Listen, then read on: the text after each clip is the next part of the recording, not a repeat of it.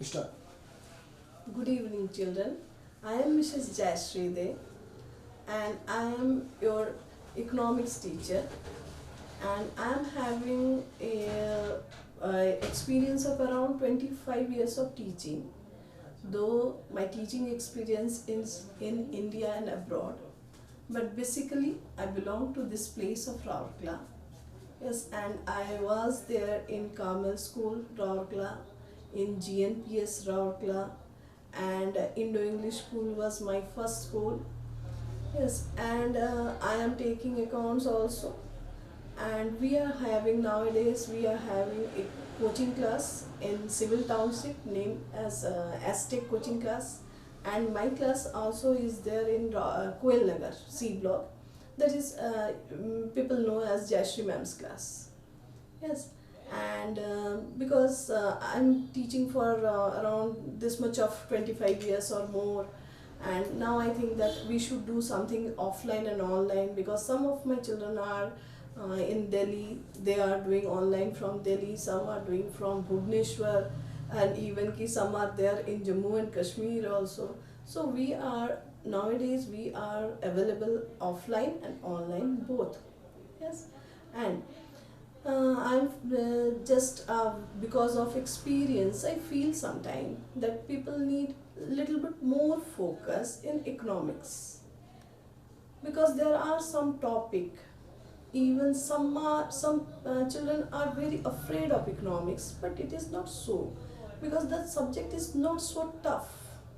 Yes, you make it so tough because it is basically related chapters, like you have microeconomics, you have macroeconomics, you have Indian economy. Indian economy is totally a theory chapter. In ISC it is in class 11, in CBSE it is in class 12. Micro and macro is the base of our economic system, though it is quite related, but still I think there are some tough chapter in microeconomics, there are some chapters that is little bit tough in macroeconomics. Basic concepts we have to clear. If our basic is clear, then it will not create a big problem. Like basic in micro, we have demand chapter as one of the base, supply chapter another base, then we have production theory, then we have cost concept, revenue concept, and applicability of these chapters are there in market mechanism. Like this, in macro you have Indian economy, in macro you have income employment. Income employment is a little bit tough. Children basically prefer to leave the chapter for the exam. They hesitate to go through this chapter, but it is not so tough, I don't think.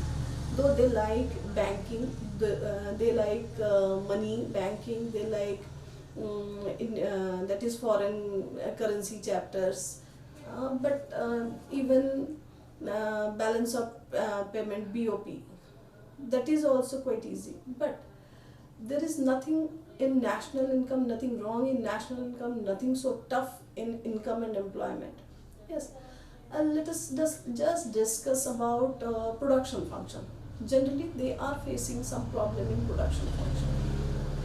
We are just going to develop some concepts in production function. What is the term actually, this production function? There are two terms.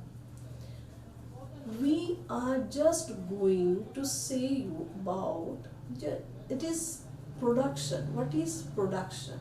It is change or conversion of input into output. That is termed as production. When we convert input into output, that is termed as production. And there is a functional relationship between input and output. When you put input inside a machine, you get some output from the machine. Just like, because there is a functional relation, just like that, when we employ input, like our inputs are known as like you have land, you have labor, you have capital, you have entrepreneurship. Yes, when all these factors combine together, we termed it as input. When these all factors work together in a particular ratio or in a particular proportion, they gives us some output. Yes, so there is some relation between this input and output. We are going to discuss about these things in detail later on. See, in input, there are some proportion. Inputs are even we can identify inputs like this is short term input, this is for long term, there are time period also. Yes, we can say that for long period, the short period. There are some input that is fixed. In short period we cannot change this input, but there are some input that we can change, that is known as variable. So input is divided in two basic terms. One is fixed, one is variable. If you can change, it means it is variable. If you cannot change, means it is fixed. Like land is fixed, we cannot change it within 7 to 15 days. We cannot change our capital structure in 7 to 15 days. So these are fixed factors. And what about the variable factor? Like labor is quite variable. We can change, we can increase the number of labor, we can decrease the number of labor. Both are possible. So we will study about either one by one. We will study about the time period, what is short term, what is long run, it is short run, it is long run. It is very short run is also there. Yes, but basically you need short run, long run. You need to know fixed factor, variable factor. Then there comes production. In production function there is one theory that is quite important, that is law of variable proportion. It is there in your syllabus, definitely it will come in your any of the term. Sometime it is in the either in the final question paper you will get this one. And though it is too easy, but people get confused very easily. You need a schedule to explain this law of variable proportion, and you need a graph. Yes, these two things will help you to understand the law of variable proportion very easily. First of all, remember that law of variable proportion is a short run theory.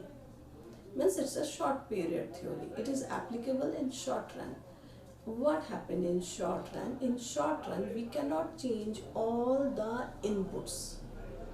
Yes, because there are various input. We assume that let the land is fixed, let the technology is fixed. Definitely we can only move the number of laborer up and down. So what will happen when there are some fixed factor and upon which some variable factors are applicable? When it is applied, what will be the end result? Yes, that one we will find out in a schedule. Before that, we will discuss something about this law of variable proportion. When we vary, the variable proportion means when we vary means when we change the number of laborer, what is its effect on total production? What will happen when you have only one labor? Let he is giving us an output of 10 unit. When the number of labor will increase from 1 to 2, it will give us 18 as total output.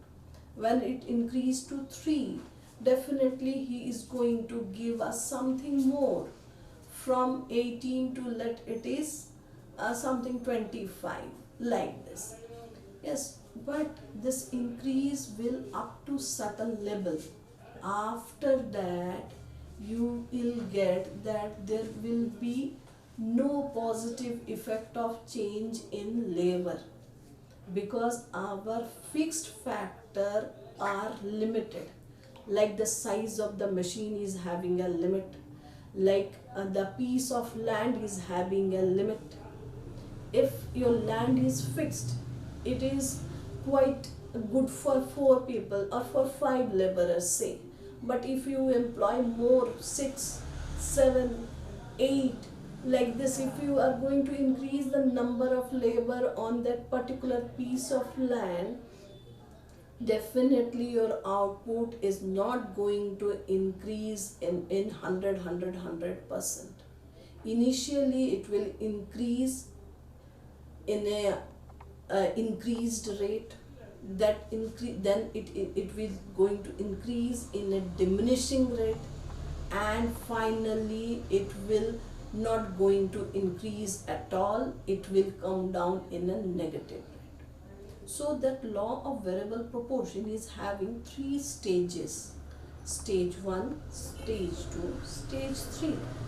The first stage is known as stage of increasing return, when you increase the number of labor and you get an increased return out of it. Second, when you increase the number of labor, that is your input, you get an increase in total product, but at a diminishing rate. Then the third stage comes when you increase the number of input, that is labor, but you are not going to gain anything, because you are not going to get any increase in TP or total product. It will definitely, it will diminish. Yes, that is your stage of negative return. There are, because how this stage 1, 2 and 3 is decided, it is decided, there are certain factors, it decided upon that factors. Like stage 1 is the end of, the stage 1 is your end of increasing return.